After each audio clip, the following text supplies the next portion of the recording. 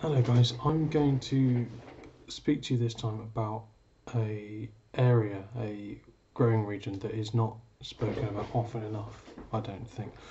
It's fairly small, not many people have heard of it, but it's starting to really kind of come into the public eye a bit. It's the Etna DOC, so Sicilian, on the slopes of Mount Etna. Now they only use the south, the east and the west slopes of the mountain to grow vines. They grow them anywhere between 350 and 1,000 meters in altitude. But generally speaking, the growers will agree there's a sweet spot between about 600 and 800 meters above sea level. Interestingly enough, the reason for that is when you're on, like, Etna is a really active volcano, and when you're on an active volcano, you're going to have lots of lava, and this lava is going to come out the top and it's going to run down the sides of the volcano, right? So at the top, you're going to have a really, once it's dried, you're going to have a really thick layer of lava and magma and basalt and or basalt and all this kind of stuff. But right down the bottom, obviously, as it deposits stuff on the way out, you're going to get less and less and less. Until you get to the bottom, and then there's not very much there. So in that sweet spot, 600 to 800 meters, you're going to have the right depth of all that added goodness on top of the soil that's already there. Now, obviously, the soil of Etna is volcanic, strangely enough. It's not all from Etna. Interesting. There's a little island not far away called Lipari, which tends to explode fairly often, and there's quite a lot of ash on there from there as well. It seems to be a fairly, geologically speaking, a fairly regular occurrence. So nothing to get too concerned about. But yeah, so that adds a little bit of something there. So the things to get with volcanic soil is there's very low clay content, so your water retention is low, because there's lots of, the water droplets will run through all the particles in volcanic soil. But you have loads of trace elements, so lots of iron, sulfite,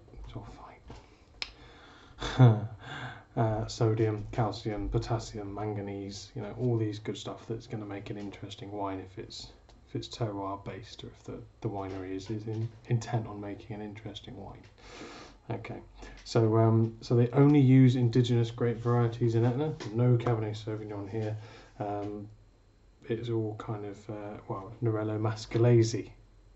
I'll come back on to him in a moment. That's my favourite grape, and I'll tell you a little about it in a moment.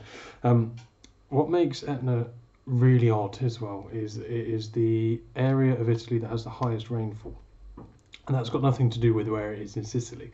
It's to do with Etna itself. Now, geologically speaking, anything that big, anything that kind of mass, tends to get wetter anyway. It does silly things to weather patterns and clouds and all that stuff, and it gets more rainfall. You also get snowmelt, which isn't ideal, and it also gets drenched by the Scirocco. Now, the Scirocco is a wind. There are a couple of winds to know about in wine, and the Scirocco is one of them, and it comes hooning off the bottom of southern Italy across the sea and hits Sicily, and obviously it's gone across a little bit of ocean, it's picked up a lot of water, and it's now chucking out water against the side of Etna. So you've got lots of water, lots of heat, lots of elevation, but you've got a soil that can take lots of water because it's got very low clay content. So all that water hits it, drains right through, disappears off. Your vines aren't sort of waterlogged. They're maintaining some quality and not drinking all of it. So that's that. Now, as I mentioned, the grape I wanted to talk to you about today was the Nerello Mascalese. Now, Nerello Mascalese is glorious. It's referred to as the Pinot Noir of Italy, which is quite a claim, but I think it's marvellous, and look at it. Is that not the prettiest thing you've seen in a glass for a good long while? And this is a fairly dirty glass. This is my third glass so far tonight. I've taken my time doing a bit of reading about it. Now, to tell you about the producer is Pietradolce. I don't know if you can see that there. Get my hands out of the way. Lovely job. So they are very well thought of indeed. In doing a bit of research for this, I had a leaf through my copy of Volcanic Wines, Salt, Grit and Power by John Sarbo, who's a master sommelier. Now, John is a thoroughly interesting chap. If you're into soil, It's banging, as I am. And he talks about Pietradolce in here, calling it a model estate making top-level, authentically regional wines from mostly old vines, including several pre-phylloxera parcels. And it gets the highest rating of the 1, 2, 3, 4, 5, 6, 7... Of the 14 vineyards he lists that are of note, he gives that one the highest rating. So that's grand. Now this is just their Etna Rosso, so it's not their top level wine. It cost me about 17 quid from Loki in Birmingham. If you're around Birmingham, you've got 20 minutes to spare. Great Western Arcade. Loki Wines is an awesome shop. Love it in there.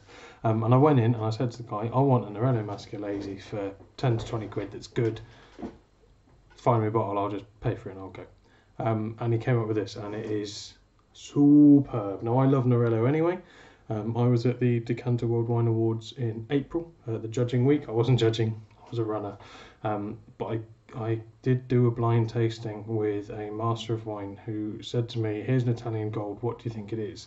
I was close, I didn't get it. But it was that moment that really opened my eyes to Nerello Mascalese, because I don't like big, gutsy, hit you around the head with a cricket bat and run away reds. It's not my style. I prefer something a little bit lighter. Now, Pinot Noir for me can be hugely disappointing. You can spend a lot of money on Pinot Noir and it can be, I'm reliably informed, glorious. I haven't had that experience myself yet. I've had some really, really, really nice Pinot, but I haven't had that sort of earth-shattering revelation that some people will act lyrical about. But with this, I have had that moment, because I think it shows, to me it shows everything that Pinot Noir says it should do, but it actually does it, which is great. So loads of soft, light red fruit, so wild strawberries and raspberries are plenty. A little bit of like candied cherry in there as well, but it's delicate. But it gives loads of sort of undercurrents as well. Now, unsurprisingly, you can taste a lot of sort of rock and slate and granite, and all that kind of minerality to it. Now, minerality is a very broad term. It means a lot of things, from white wine to red wine, and lots of people use it to fill a gap in their tasting notes. But try this or something like this, and you'll get what we're talking about.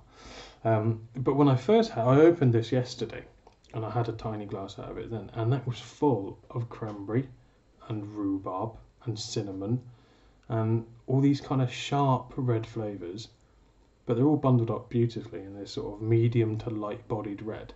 I also had it straight off the rack, so it's a little bit chill. This one's had time to warm up, and it's just beautiful. It smells like Italy. You can always smell an Italian wine straight away. You just go, I know where that's from, at the very least. Now, after reading a couple of articles, it would appear that this grape does beautiful things with decent age as well. I've never had the opportunity to try a 10-year-old Nerello Mascalese, but it sounds like it turns into like a baby Barolo. You get lots of rust and smoke and tar and rose petals, but still with that kind of red moving onto purple fruit, and the acidity in there, because the acidity is fairly high, again, like Pinot Noir.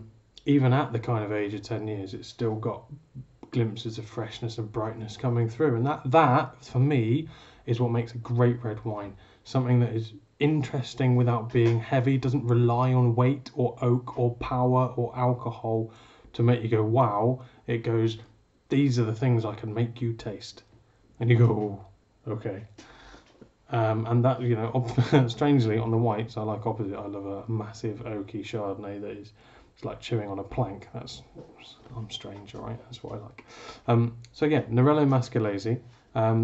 Italy has over 250 indigenous varieties of grape before you even start looking at the international varieties. So don't try and think you can drink your way over. I mean, you can, it'd be a great job to drink your way all around every grape of Italy, but don't, focus on the good ones. And I really would recommend Nerello Mascalese. I don't know where else Pietradolce sell their wines in the UK. I don't know where else you can get them. Loki Wines, I believe you can order off their website. Pop into the shop if you get a moment, but keep an eye out. Nerello Mascalese or Etna Rosso. which is the standard red wine from Etna, and it has at least 80% of Nerello. I think it's 80%, but a fair whack of it. But yeah, give it a go. Let me know what you think, because it's all about what you guys reckon. So give it a bash. Give it a bash.